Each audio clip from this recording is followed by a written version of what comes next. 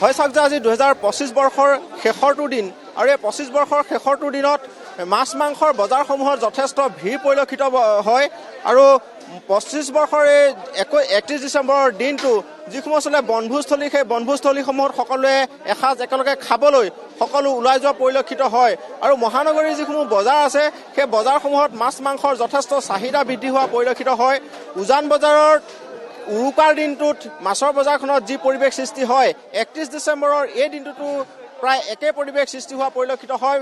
বিভিন্ন সৰু ডাঙৰ মাছ ইতিমধ্যে উজান বজাৰৰ এই মাছৰ বজাৰখনলৈ অনা হৈছে মহানগৰীৰ কাষৰীয়া যিসমূহ অঞ্চল আৰু মই বৰ্তমান পৰিৱেশটো দেখুৱাইছোঁ যথেষ্ট ভিৰ পৰিলক্ষিত হৈছে মাছৰ বজাৰত আৰু সৰু ডাঙৰ সকলো মাছ ইতিমধ্যে উপলব্ধ হৈছে। ইতিমধ্যে চিতলৰ 800ৰ পৰা 1000 টকালৈকে ইতিমধ্যে দাম উঠা পৰিলক্ষিত হৈছে।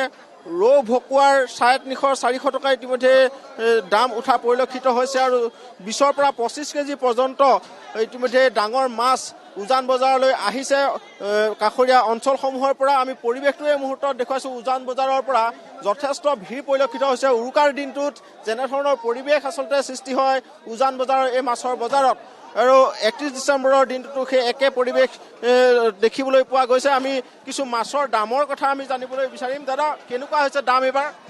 ইমান দামটো এইবাৰ ঠিক নাই, মানুহ চানুহ নাই, দামটো কমেই আছে। বগা আপোনাৰ 250 টকা গৈ আছে।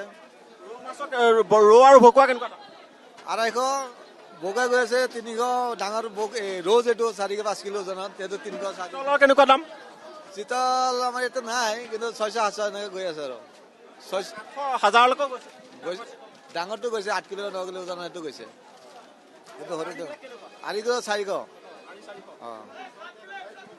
যে আৰি ভকুৱা ইতিমধ্যে মাছ যথেষ্ট ডাঙৰ মাছ আনিছে আৰু আমি ইতিমধ্যে কৈছোঁ যে যথেষ্ট ডাঙৰ মাছ মহানগৰীৰ যিসমূহ কাষৰীয়া অঞ্চল সেই কাষৰীয়া অঞ্চলসমূহৰ পৰা আনিছে আৰু মাছসমূহৰ আমি ইতিমধ্যে দাম কৈছোঁ যে ইতিমধ্যে চিতলৰ 800ৰ পৰা 1000 টকা পৰ্যন্ত ইতিমধ্যে দাম উঠিছে।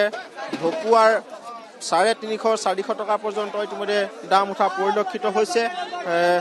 আৰি মাছৰ তেনেধৰণেই দাম উঠা পৰিলক্ষিত হৈছে আৰু আমি পৰিৱেশ বুলি দেখুৱাইছোঁ এয়া উজান বজাৰৰ মাছৰ বজাৰৰ দৃশ্য। উৰুকাৰ দিনটোত আচলতে মাছৰ বজাৰখনত যি এক পৰিৱেশৰ সৃষ্টি হয় তেনে এক পৰিৱেশে এই মুহূৰ্তত উজান বজাৰৰ যিখন মাছৰ বজাৰ সেই মাছৰ বজাৰখনত হোৱা পৰিলক্ষিত হৈছে। বিশেষকৈ 31 ডিচেম্বৰৰ যিটো দিন এই দিনটোত সকলোৱে লগে ভাগে এসাঁজ খাবলৈ 2025 বৰ্ষক বিদায় দি 2026 বৰ্ষক আদৰি ল'বলৈ সকলো পৰিয়ালৰ সৈতে এসাঁজ খাবলৈ বনভোজস্থলীসমূহলৈ ওলাই যায় আৰু এই বনভোজস্থলীসমূহলৈ যেতিয়া যায় পুৱাৰ ভাগতে যিসমূহ আচলতে উজান বজাৰে হওক বা আন মাছৰ বজাৰে হওক পুৱাৰ ভাগতে তেখেতলোকে এটা মাছ ক্ৰয় কৰিবলৈ ওলাই আহে। এটা মাছ লৈছোঁ। কেনেকুৱা এবাৰ 2026 বৰ্ষ আদৰিবলৈ সকলোৱে প্ৰস্তুতি ইতিমধ্যে চলাইছে। মাজত মাত্ৰ কেইটামান দিন আজি 31 ডিচেম্বৰ কেনেকুৱা প্ৰস্তুতি চলিছে আৰু কি ক'ব? প্ৰস্তুতি মানে কি আৰু আনকালে যি খাওঁ সেইটোৱে খাম আমি। অন্য দিনাৰ দৰে একে ব্যৱস্থাই কৰিছোঁ। বেছি দাম বঢ়া নাই, অলপমান মূল্যবৃদ্ধি হ'বই। বাকী চব বস্তুৱে মূল্যবৃদ্ধি যিহেতু হৈছে মাছৰ দাম বেছি বঢ়া নাই। ডাঙৰ মাছো আহিছে ইয়াত? আহিছে বহুত ডাঙৰ ডাঙৰ মাছ আহিছে। ধন্যবাদ জ্ঞাপন কৰিছোঁ আৰু যথেষ্ট ডাঙৰ মাছ আহিছে। 20ৰ পৰা 25 কেজি পৰ্যন্ত ডাঙৰ ইতিমধ্যে চিতল বা ভকুৱা মাছ ইতিমধ্যে ইয়ালৈ আহিছে। আমি সেই পৰিৱেশবোৰ এই মুহূৰ্তত দেখুৱাইছোঁ। এটা মাছৰ দাম কেনেকুৱা? মাছৰ দাম আপোনাৰ দাদা কৈ দিব মাছৰ দামটো। দাদা দাম কেনেকুৱা? আপোনাৰ এইটো আপোনাৰ শিৱসাগৰৰ লোকেল ৰৌ।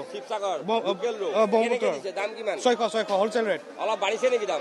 দাম বাঢ়িব আজি 31 তাৰিখ বাঢ়িব। আৰু ৰৌ আছিলে ভকুৱা আছিলে। কিমান ডাঙৰলৈকে? ভকুৱা আপোনাৰ ৰৌ আহিছিল আপোনাৰ 7 কিলো 8 কিলো চাইজৰ লোকেল।